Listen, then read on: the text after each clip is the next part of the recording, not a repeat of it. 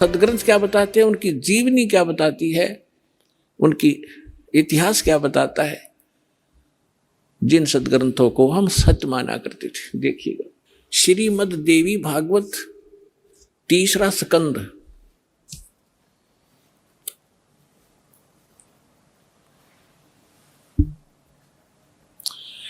ये गीता प्रेस गोरखपुर से प्रकाशित है। ये देखिएगा, इसके ये सचित्र मोटा टाइप, केवल हिंदी, संपादक हनुमान प्रसाद पोदार, चिमनलाल गोस्वामी, और ये यहां से प्रकाशित है, मुद्रित और प्रकाशित। ये गीता प्रेस गोरखपुर से है। गीता भवन कार्यालय कोलकाता का संस्थान, गीता प्रेस गोरखपुर। इसके 123 पृष्ठ पर ले चलते हैं आपको, बिल्कुल 2 मिनट में सारी कहानी समझ में आ जाएगी। 123 पृष्ठ पे ये तीसरा स्कंद। भगवान विष्णु अपनी माता दुर्गा की महिमा स्तुति करते हुए, उनकी स्तुति करते हुए बोल रहे हैं, तुम शुद्ध स्वरूपा हो, यह सारा संसार तुम इसे उद्भासित हो रहा है। मैं ब्रह्मा और शंकर, हम सभी तुम्हारी कृपा से विद्यमान हैं। हमारा आविर्भाव माने जन्म, तिरोभाव माने मृत्यु। हमारा तो जन्म और मृत्यु हुआ करता है, केवल तुम ही नित्य हो, जगत जननी हो, प्रकृति और सनातनी देवी हो। ये प्रकृति शब्द याद रखना कि दुर्गा को प्रकृति भी कहते हैं।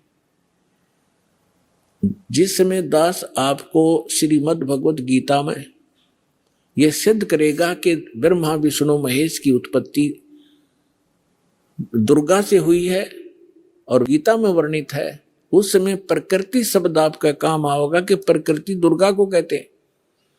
गीता के अंदर 2 प्रकृति बताई है, एक तो जड़ जैसे ये अग्नि वायु हवा आदि, और एक चेतन ये दुर्गा प्रकृति है।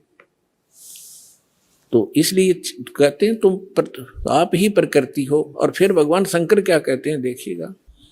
भगवान शंकर बोले, देवी यदि महाभाग विष्णु तुम्ही से प्रकट हुए हैं, उनके बाद उत्पन्न होने वाले ब्रह्मा भी तुम्हारे बालक हुए, फिर मैं तमोगुणी लीला करने वाला, क्या मैं तमोगुणी लीला करने वाला शंकर क्या तुम्हारी संतान नहीं हुआ? अर्थात मुझे भी उत्पन्न करने वाली तुम ही हो शिवे। संपूर्ण संसार की सृष्टि करने में तुम बड़ी चतुर हो। इस संसार की सृष्टि, स्थिति और संहार में तुम्हारे गुण सदा समर्थ हैं। उन्हीं तीनों गुणों से उत्पन्न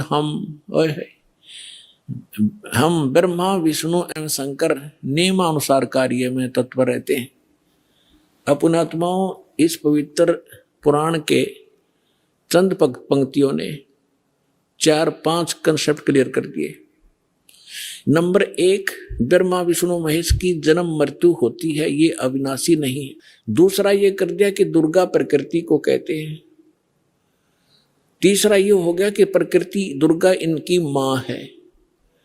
और चौथा ये हो गया कि रजगुण ब्रह्मा है, सतगुण विष्णु, तमगुण शिव जी। और 5वां ये हो गया कि ये भगवान केवल वर्क डन दे सकते हैं, जैसा जिसका कर्म है इसमें ये कोई परिवर्तन नहीं कर सकते। ये श्रीमद् देवी भागवत से हम सिद्ध करते हैं कि तीनों गुण कौन हैं। देखिएगा, ये है श्रीमद् देवी भागवत हिंदी टीका सहित भाग 1। ये छपी कहाँ से है? अथ देवी भागवतम सभाष्टिकम सहमातम, खेमरा श्री कृष्ण दास प्रकाशन, बंबई से प्रकाशित है। इसके तीसरे स्कंद में ले चलते हैं आपको। ये है अथ श्रीमद् देवी भागवते भाषा टीका युक्ते तृतीय स्कंध प्रारंभते। इसके हम आपको 11 पृष्ठ पर ले चलते हैं। ये 11 पृष्ठ है और 5वें अध्याय का हम 8वां मंत्र पढ़ेंगे। हे माता, यदि हमारे ऊपर सदा आप दया युक्त हो, तो हमको तमोगुण में किस प्रकार प्रदान किया? शंकर भगवान कह रहे हैं। और ब्रह्मा रजोगुण और हरि सतगुण युक्त क्यों किए? अब क्या बता रहे हैं, फिर हम संस्कार देखेंगे। यदि दया धर्मना न सदा अंबिके, आप यदि हमारे ऊपर सदा मेहरबान बताते हो, मैं तुम्हें बहुत प्यार करती हूँ, तो कथम अहम विहित, क्यों मैं बना दिया तमोगुण, तमोगुण। और कमल जय, कमल से उत्पन्न होने वाले ब्रह्मा जी को रजोगुण संभव है, रजोगुण क्यों बना दिया? और सुवित किमो सतोगुण हरि, और विष्णु को आपने सतोगुण क्यों बना दिया? इति सिद्धम रजगुण ब्रह्मा सतगुण विष्णु तमगुण शिव जी। अब एक और पुराण से सिद्ध करते हैं ब्रह्मा विष्णु महेश क्या है, देखिए। ये है मार्कंडेय पुराण, सचित्र मोटा टाइप, केवल हिंदी, और गीता प्रेस गोरखपुर से प्रकाशित है। इसके 22-23 पृष्ठ पर दिखाएंगे। ये 122 पृष्ठ पर हम पढ़ना शुरू करेंगे मार्कंडेय पुराण। यहाँ से मार्कंडेय जी बोले, ये बता रहे हैं सारा कुछ, हम यहाँ आ जाते हैं। मार्कंडेय जी बता रहे हैं रजोगुण प्रधान ब्रह्मा, तमोगुण प्रधान रुद्र, सत्व प्रधान विश्वपालक विष्णु हैं, और यही 3 देवता हैं, और यही 3 गुण हैं। देखिएगा फिर श्रीमद् भगवद गीता जी के अध्याय नंबर 7 के श्लोक 12 से लेकर 15 तक पढ़ेंगे। आसानी से हमारे ये हृदय में समा होगा ये ज्ञान है। देखिए, श्रीमद् भगवद गीता, गीता प्रेस गोरखपुर से प्रकाशित है। जयदयाल गोविंद का इसके अनुवादक है। अध्याय 7 और श्लोक नंबर 12 यहाँ से शुरू होता है। ये 12 है। और भी जो सतोगुण से उत्पन्न होने वाले भाव हैं, और जो रजोगुण से, सतोगुण से सतीथि, रजोगुण से उत्पत्ति और तमोगुण से विनाश होने वाले भाव हैं, उन सबको मुझसे ही होने वाले हैं ऐसा जान। क्योंकि काल को श्राप लगा हुआ है 1 लाख मानव शरीरधारी जीवों के खाने का। अब ये क्या कहता, परंतु वास्तव में उनमें मैं और वे मुझ में नहीं हैं। अब 13वें श्लोक में क्या कहा है?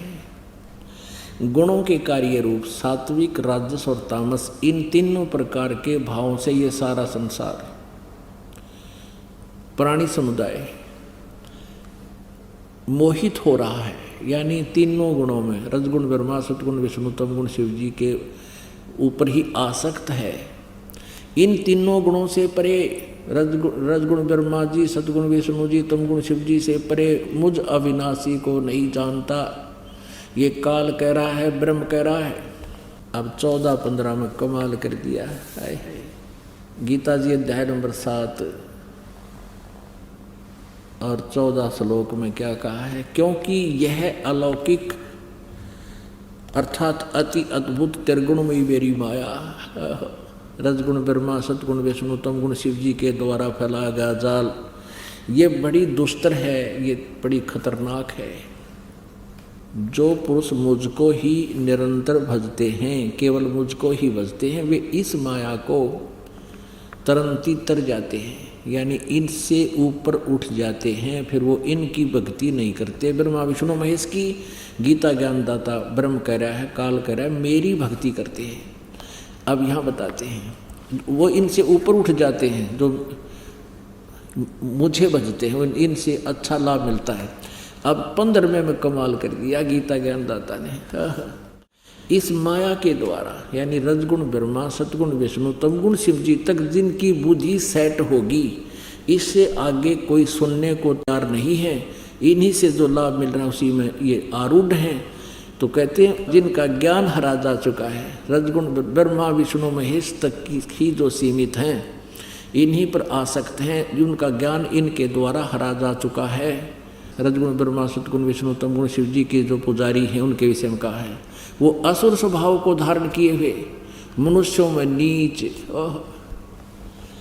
और दूषित कर्म करने वाले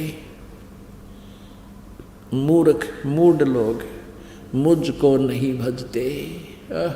अब फिर पढ़िए, माया के द्वारा रजगुण ब्रह्मा सतगुण विष्णु तमगुण शिव जी के द्वारा जिनका ज्ञान हरा जा चुका है, जो इनसे आगे किसी की भक्ति करना नहीं चाहते, इन्हीं की जो भक्ति करते हैं, असुर स्वभाव को धारण किए हुए मनुष्यों में नीच और दूषित कर्म करने वाले मूढ़ लोग मुझको नहीं भजते। अपनात्मा इस पवित्र सदग्रंथ में कितना निर्णायक ज्ञान दिया है श्रीमद् भगवद गीता जी के अध्याय नंबर 7 के 12 से लेकर 15 श्लोक में। अब 15वें श्लोक में स्पष्ट कर दिया है कि तीनों गुण रूपी यानी इस त्रिगुणमयी माया द्वारा जिनका ज्ञान हरा जा चुका है, जो इन्हीं की पूजा में आसक्त है, इन्हीं से मिलने वाले क्षणिक लाभ में ये संतुष्ट हैं, किसी और की बात सुनकर भी प्रसन्न नहीं है, राक्षस स्वभाव को धारण किए हुए मनुष्यों में जो है भगवान की महिमा का एथेंटिक रिकॉर्ड है, उसमें परमात्मा की महिमा लिखी है। और ये खुद मानते हैं कि जो वेद में लिखा है वो हमें स्वीकार्य है, वेद सत्य है। यदि वेद सत्य है तो फिर सत्यार्थ प्रकाश की है, ये तो झूठार्थ प्रकाश है। अब दिखाते हैं आपने वेद में क्या लिखा है। अब यजुर्वेद, इसका अनुवाद करता भी मैं ऋषिदानंद है। देख कमाल की बात है, युद्ध भांग पिया करता तो नरी उतरने नहीं देता, ऐसा लगता है। इसकी जीवनी में लिखा है भांग पीता था, दिखाएंगे आपको कभी। अब ये कहाँ से प्रकाशित है? प्रकाशक है सार्वदेशी कार्य प्रतिनिधि सभा 2/5 महर्षि दानंद भवन रामलीला मैदान नई दिल्ली से। महर्षि दानंद सरस्वती द्वारा इसका अनुवाद किया गया। मुद्रक हैं Prince offset printers 1510 Pataudi house Daryaganj नई दिल्ली से। 241 पृष्ठ पे है। 8वां अध्याय यजुर्वेद भाषा भाष्य, ये 13वां मंत्र है। 13वां, इसमें क्या लिखा है? देव कर्तस्य ऐनस्य अवजनम असि, मनुष्य कर्तस्य ऐनस्य अवजनमसि, पितर कर्तस्य ऐनस्य अवजनमसि, आत्म कर्तस्य ऐनस्य अवजनमसि, अन्नस्य अन्नस्य अवजनमसि। ओए होए। अब इसका अनुवाद यहाँ किया इन्होंने 242 पृष्ठ पे। ये 241 पर हम पढ़ रहे थे, यहाँ देखो 242 पर। अब यहाँ इसका थोड़ी बहुत कोई उतर गई होगी इसकी भांग है।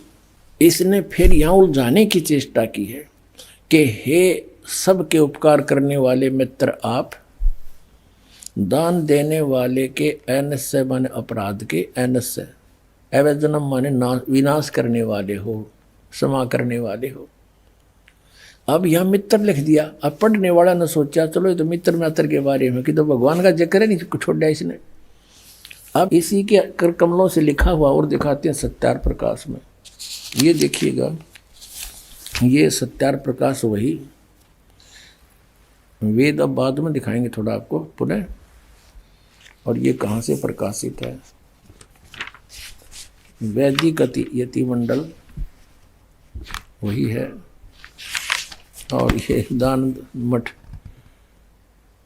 गोहाना मार्ग से प्रिंटेड है, आचार्य प्रिंटिंग प्रेस रोहतक से, दान मठ गोहाना मार्ग रोहतक से। इसके प्रथम समोल्लास में और पृष्ठ नंबर 18 पे ये नीचे क्या कहता है कि जो सबसे स्नेह करे, सबको प्रीति करने योग्य है, वह परमेश्वर सबका सच्चा मित्र है। इससे परमेश्वर का नाम मित्र है।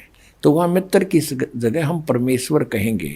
बिल्कुल यहाँ है ही परमेश्वर की महिमा, वेद कोई मित्रांगी थोड़ी है। और दान देने वाले के पाप मित्र के नाश करेगा, बता कोई बात है? तो ये मित्र परमेश्वर का नाम लिख दिया इसने। और लिख दिया इसलिए कि कोई पढ़ ना गा के देते ये ज्ञानता पता लग जाए, तो पढ़ेगा तो नहीं सोचेगा कोई मित्र के बारे में बोल रखे। एक बार हमारा जो ये करोथा कांड इन्होंने करवाया, इसका यही कारण था दास ने यही जो स्टेटमेंट आज आपको बता रहा है समाचार पत्रों में निकाल दी, और आर्य समाज के आचार्यों को पता लग गया कि तुम्हारा रोजगार गया। जय दयानंद की अज्ञानता का पता लग गया हमारे दयानंद के अनुयायियों को, ये सारे भागेंगे यहाँ से, तुम्हें फिर चंदा मिला को नहीं। तो हमने ये न्यू का न्यू लिखा था, फोटो स्टेट तो नहीं किया था, ऐसे लिख कर भेजा था कि ये ऐसे बोलता सत्यार प्रकाश में, और ये यजुर्वेद में ऐसे लिखा है।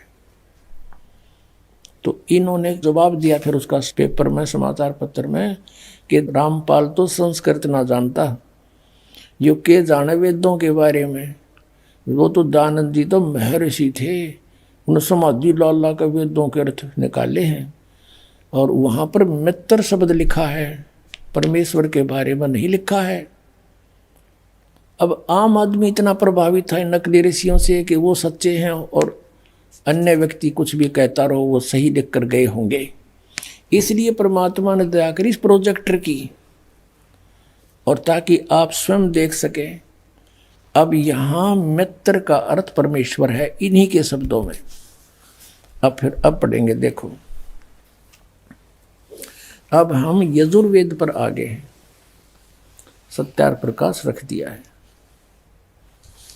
अब इसके हम 8वें अध्याय के वही 13वां मंत्र पढ़ रहे हैं। हे सब के उपकार करने वाले मित्र यानी परमेश्वर, आप देव कर्तस्य दान देने वाले के, एनस्य माने अपराध के, पाप के, एनस्य माने अपराध कहो चाहे पाप को, इसी के शब्दों में एनस्य माने पाप के, दूर करने वाले हो, नाश करने वाले हो, छुड़वाने वाले हो, क्षमा करने वाले हो, कुछ भी बोलो इन शब्दों को। एनस्य माने पाप के, एनस्य माने अपराध कहो चाहे पाप कहो, नाश करने वाले हो, दान देने वाले के, और मनुष्य कर्तस्य साधारण मनुष्य के किए हुए, एनस्य माने अपराध यानी पाप के विनाश करने वाले हो, और पितृ कर्तस्य पिता के किए हुए, एनस्य माने विरोधाचरण के, नहीं पाप के ही लिखना चाहिए इसलिए। अच्छी तरह हरने वाले हो यानी दूर करने वाले हो, अपने किए हुए पाप के दूर करने वाले हो, एनस्य अधर्म के अधर्म यानी पाप के पाप, घोर पाप के नाश करने हारे हो, विद्वान यानी जानता हुआ मैं जो कुछ भी अधर्म आचरण किया करता हूँ वह करूँ, अनजान में जो कुछ भी किया करता हूँ वह करूँ, उस सब एनस्य माने पाप के दूर करने वाले हो। युद्ध परमात्मा के तनु का है वेद ज्ञान दाता कि वो परम अक्षर ब्रह्म है, वो घोर पाप का भी नाश कर देता है, घोर पाप के, और जो कुछ भी करता हूँ या करूँ उसको भी पाप नाश कर देता है। और ये कहते हैं पाप नाश भगवान नहीं कर सकता। तो अब क्या सिद्ध हुआ कि वेद ज्ञान सच्चा है, इसको सभी मानते, और वेदों में परमात्मा की महिमा है, परमात्मा की जो गुण लिखे हैं वेदों में, और इसके विपरीत जिसका अपना अनुभव कुछ भी है वह वेद विरुद्ध है, वो झूठा है। तो सत्यार्थ प्रकाश ये झूठार्थ प्रकाश सिद्ध हो गया, इति सिद्ध। और परमात्मा की महिमा गुणों में लिखा है कि परमात्मा हमारी आयु बढ़ा सकता है, हमारे जीवन में आने वाले संकटों का नाश कर सकता है। वो कर कैसे सकता है? जो उसकी साधना सत्य हो, शास्त्र अनुकूल हो, तब उनको सब राहत मिलती है। परमात्मा हमारी आयु भी बढ़ा सकते हैं, आपको वेदों में दिखाते हैं, क्योंकि शिक्षा का हमें एक लाभ है तो यही है कि हम सदग्रंथों को स्वयं समझ सकते हैं। और जब तक हम नहीं समझेंगे, कोई भी हमें बढ़ा दे, कुछ भी कह दे, हम उससे की मान लेंगे। जिस कारण से आज तक हम यह भटक रहे हैं, अरे नकली संतों के पीछे लटक रहे हैं। ये देखिएगा, ये है ऋग्वेद, आपको दिखाते हैं ये कहां से प्रकाशित है। सर्वदेशीय कार्य प्रतिनिधि सभा महर्षि दानंद भवन, रामलीला मैदान, नई दिल्ली से। उनके फोन और फैक्स नंबर ये है। ये मुद्रक है prince offset printers, 1510 Padauti house, Daryaganj, नई दिल्ली से। ऋग्वेद मंडल नंबर 10, सूक्त 161 161 और मंत्र नंबर 2 में, यदि रोगी नष्ट जीवन शक्ति वाला हो, यानी जिसका जीवन नष्ट होने वाला हो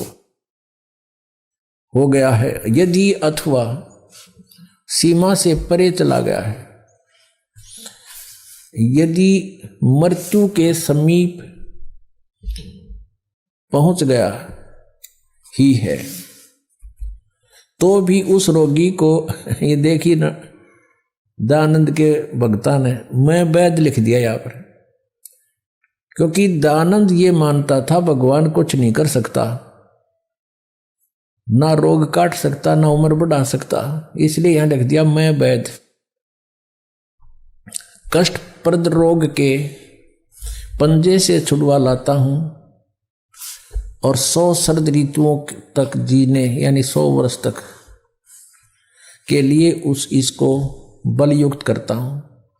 अब यहां जो इन्होंने जानबूझ कर बकवाद करी, इस मूल पाठ में इसमें वेद का जिक्र नहीं, क्योंकि वेद कोई मेडिसिन की बुक नहीं है, ये भगवान की जानकारी महिमा है इसके अंदर। अब यहां तो ये न लिख दिया, फिर परमात्मा कहते हैं चोर चोरावे तुंबड़ी, वो गाड्डे पानी में, वो गाड्डे हुआ ऊपर आओ ना, सच्चाई छनी ना है।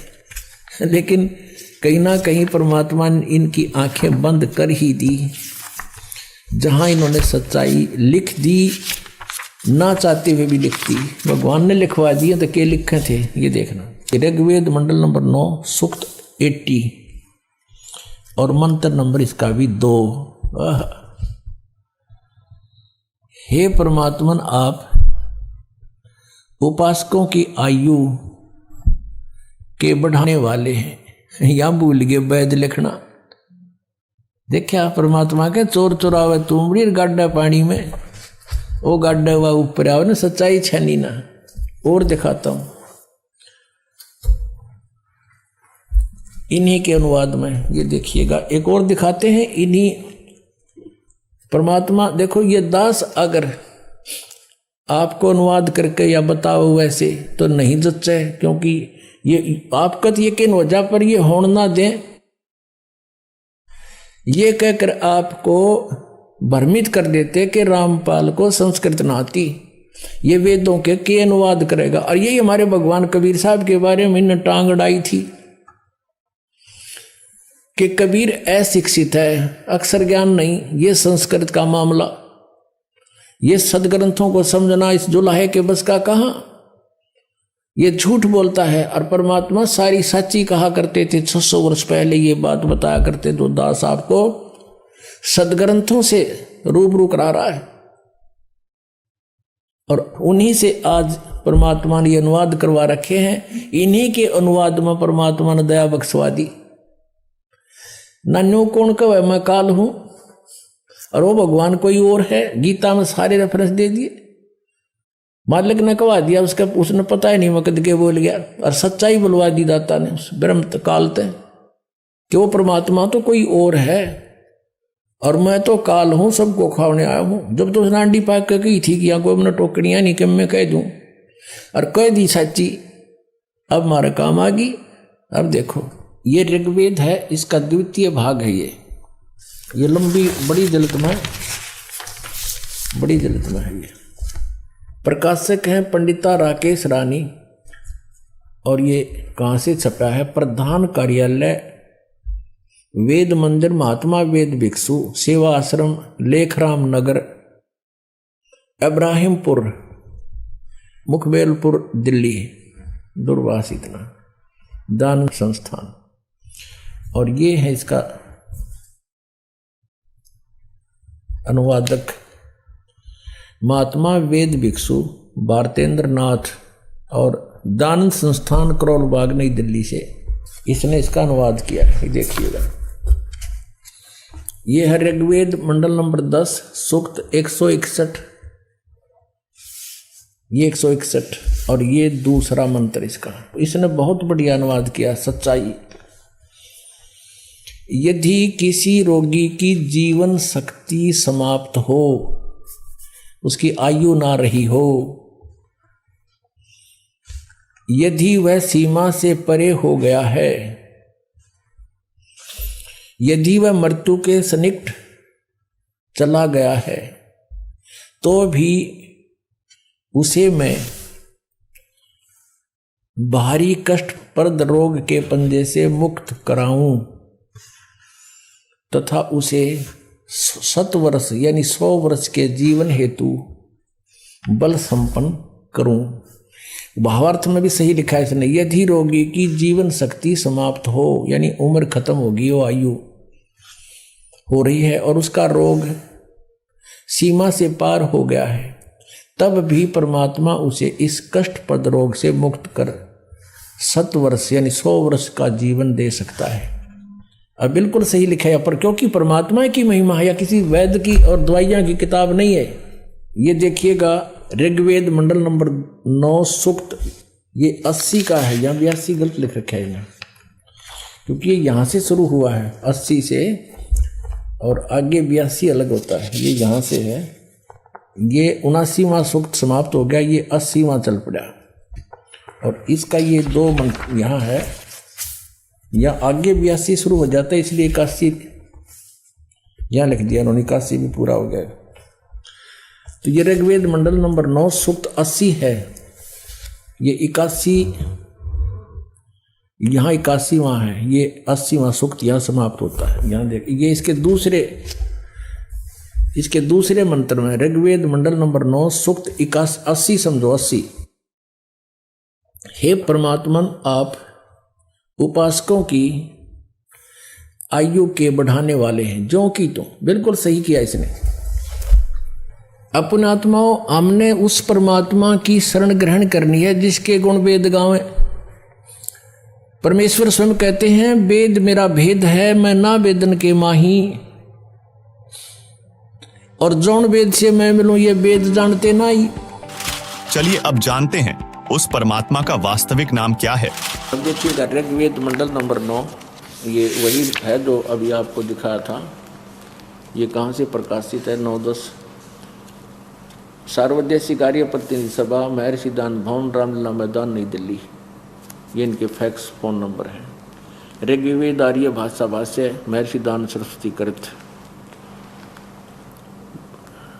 मुद्रक हैं Prince offset printers, 1510 Pataudi house, Daryaganj, नई दिल्ली। ऋग्वेद मंडल नंबर 9 और सूक्त नंबर 86 का